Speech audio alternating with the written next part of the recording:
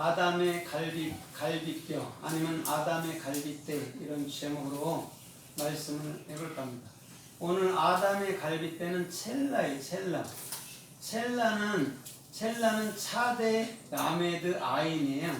그럼 차대라는 것이 뭐라고 그랬어요? 차대라는 게 주님이 우리를 낚시코로 걸어서 우리의 육적인 생명을 죽이고 영으로서 책임지는 거예요. 그게 차대란 말이에요.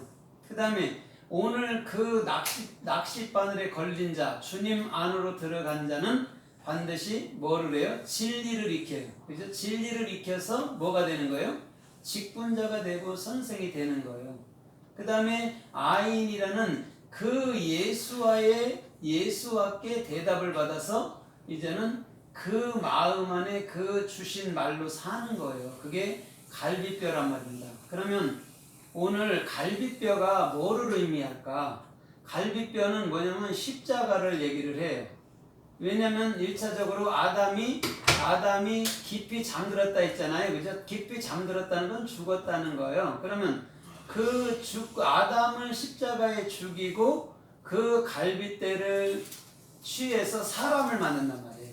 그럼 1차적으로 우리 사람들은 왜 죽어있다라고 얘기를 하냐면 진리를 갖지 못하면 십자가를 온전히 알지 못하면 죽은 자란 말이에요.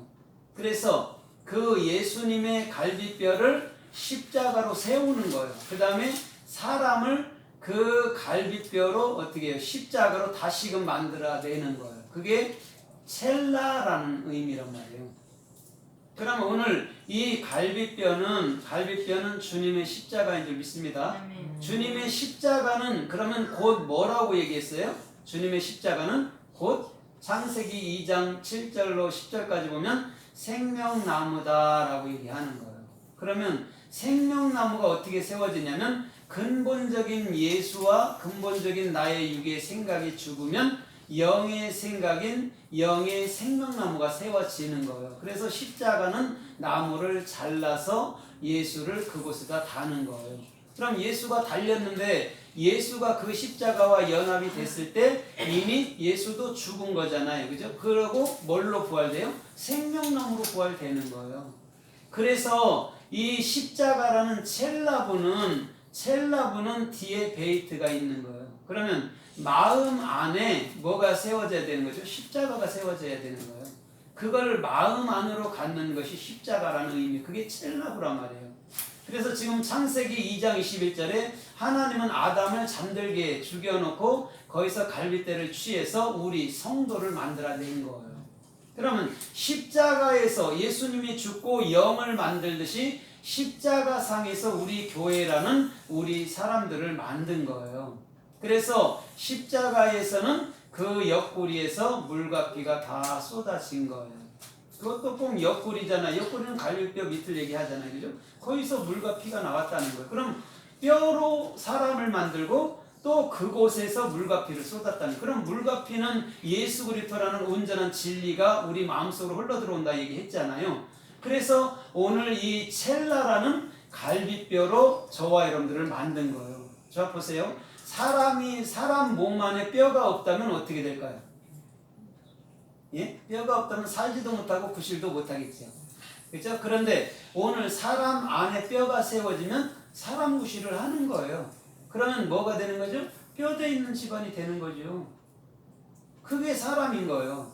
그래서 예수의 뼈가 꺾였어요? 안 꺾였어요? 마태복음 27장에서 십자가에서 안 꺾였어. 왜 안 꺾였는 줄 알아요? 왜 안 꺾였을까요? 우리를 진리로 세우기 위해서 안 꺾인 거예요.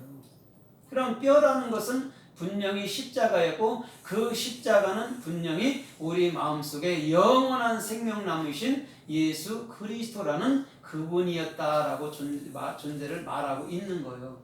그럼 오늘 이 첼라라는 이 십자가에 대해서 우리가 좀 더 상고하면서 좀 은혜를 받아보도록 하겠습니다. 오늘 주님께서는 출애굽기 25장 14절 이하에서 보면 주님께서 법궤를 만들고 법궤 옆으로 고리를 4개를 만들어서 거기다가 그 막대기를 끼워서 그 옆에 막대기를 끼워서 그걸 금으로 싸고 사람들이 메고 주께서 원하는 곳으로 가라고 얘기를 한단 말이에요. 오늘 옆면에 갈고리로 그 봉을 끼워서 어깨에 매라 할 때 옆면이 지금 첼라예요. 그럼 옆구리에, 갈비뼈는 옆구리에 있잖아요. 그죠? 그래서 그 옆구리를 지금은 그 법궤의 옆에 그 이렇게 법궤를 드는 막대기를 말할 때에 첼라가 쓰였단 말입니다. 첼라가. 그러면 오늘 우리 주님께서는 반드시 옆구리에서, 그 옆구리에서 물과 피를 쏟은 것인 줄 믿습니다. 그러니까 옆구리가 곧 뭐예요? 첼라브라는 십자가라는 거예요. 첼라브라는 십자가 사건을 얘기하기 위해서 우리 주님은 아담을 재우시고 갈빗대 하나를 취한 거예요. 하나라고 그랬어요. 그럼 갈빗대가 적어도 많잖아요. 양쪽으로 보면 여러 개인데 그거를 하나를 빼갖고 남자들이 뭐 갈빗대가 하나가 적다 그런 건 아니고 그 갈빗대는 십자가를 말한다는 거예요. 그래서 그 십자가로 말미암아 우리를 육체로 죽이고 영으로 세운다고 하는 말을 지금 창세기 2장 21절에서 아담을 통해서 말씀하고 있다는 거예요. 그게 첼라 아니면 첼라고 이렇게 얘기를 한단 말입니다. 그래서 그 출애굽기 26장에서도 더 나가서 이렇게 말해요. 너는 등대를 만들어서 남쪽 옆에다 두고 또 나아가서 떡상을 만들어서는 북쪽 옆에다 두라 이렇게 말했어요. 성전에서 거기 옆에다 두라, 옆에다 두라. 등대도 옆에다 두라, 떡상도 옆에다 두라, 옆에 할 때 그게 첼라고예요. 그럼 보세요. 등대가 누굴 얘기하냐? 예수 그리스도를 얘기하는 거예요. 그 다음에 또 떡상이 누구를 얘기하느냐? 예수 그리스도를 얘기하는 거예요. 그러면 보세요. 이 성경이라는 자체는 예수 그리스도만을 얘기하는 거예요. 그래서 누가복음 15장에도 첫째 아들, 둘째 아들을 얘기하고 계속해서 누구예요? 야곱과 에서를 얘기하고 가인과 또 아벨을 얘기하고 계속 둘을 얘기한단 말이에요. 술람미와 솔로몬을 얘기하고. 왜냐면 예수 그리스도를 독백식으로 자기의 마음을 표현하기 위해서는 둘이 필요하다는 거예요. 남자 여자가 필요하다는 거예요. 왜? 당신이 남자면 여자가 있어야 되잖아요. 그러면 여자가 우리 성도들이란 말이에요. 근데 육적으로도 보면 남자 여자가 있는 것처럼 보이잖아요. 그죠? 그런데 남자 여자가 결국은 누구예요? 한 사람이에요. 예수 그리스도도 둘이처럼 보이지만 결국은 한 분이란 말이에요. 그러면 이것을 가르치기 위해서 아담에게서 갈빗대 십자가를 취해서 그걸로 말미암아 저와 여러분들에게 뭘 가르쳐주고자 하는 거죠? 당신의 생명의 영, 생명의 말씀을 가르쳐주고자 하는 것이란 말입니다. 그래서 창세기 22장에서 모리아 산으로 아브라함에게 가라고 말하는데 그게 3일길이란 말이에요. 그럼 모리아 산에 갔는데 번제할 양이 어디 있습니까? 할 때 네 아들이 번제야 이렇게 얘기를 해요. 그래서 아들을 결박해서 어떻게 그를 죽일라 할 때 하늘에부터 소리가 이릅니다. 절대 손대지 마라 그런 소리를 들어요. 그러면서 뭐라 그래요? 그를 위해서 숲풀 가운데 수양 한 마리를 묶어놔 버렸어요. 보세요. 그러면 왜 이삭을 바치라 해놓고 이삭을 손대지 못하게 해놓고 또 양에 대해서 얘기했냐고. 그러면 그거는 예수님의 십자가 사건은 우리 사람이나 동물들이 할 수 있는 게 아니라는 거예요. 예수님만이 할 수 있다는 거예요. 그러면 보세요. 예수님은 곧 누굴까요? 예수님은 저와 여러분들이란 말이에요. 그럼 저와 여러분들이 할 일이 뭘까요? 십자가로 가서 내 생각 내려놓는 거예요. 그게 우리가 그리스도인들이 할 일이란 말이에요. 그곳에서 뭐가 탄생되는 거죠? 그리스도라는 영원한 영적인 삶이 탄생되는 거예요.